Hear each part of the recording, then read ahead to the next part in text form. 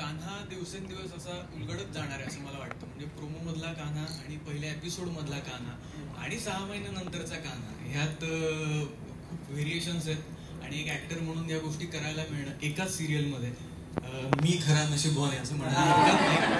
तर हे सुद्धा आहेच. पण मला अजून एक गोष्ट सांगायची वाटते, 2 मिनिटं घेतो. 2009 साली गैर नावाची फिल्म आली होती जी सतीश सरांनी डिरेक्ट केली होती. त्याच्या प्रमोशन करता ते नाशिकमध्ये आले होते आमच्या कॉलेजमध्ये आणि सगळेजण अंकुश चौधरी, संदीप कुलकर्णी यांना बघण्याकरता गेले होते. मी नुकतंच नाटकांमधनं काम करायला सुरुवात केली होती. मी सतीश सरांसाठी गेलो होतो.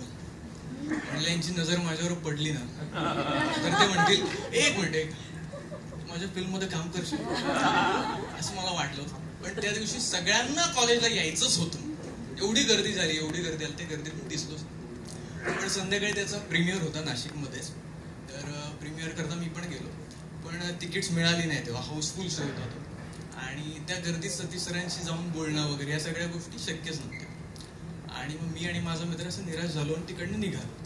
तर सतीश सर आणि अंकुश सर कॅफेटेरियात बसले होते. फक्त दोघंच होते, बाकी सगळे लोक आतमध्ये फिल्म बघत होते. म्हटलं आता जाऊ, आता यांची नजर पडणार म्हणजे पडणार.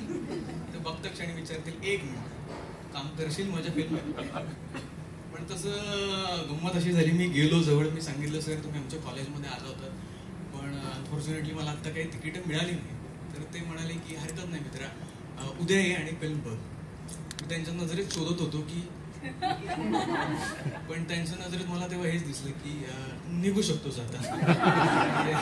ते मी वाचलं आणि मी निघालो. त्यानंतर जवळपास म्हणजे आता त्या गोष्टीला झाले 10, 12, 15 वर्ष. काही 10, 12, 15 वर्ष हा जो काही लपंडाव मी खेळलो आणि त्यातनं आत्ता मी नशीबवान ठरतोय की या एका स्टेजवर जुळून आलाय. Thank you so much.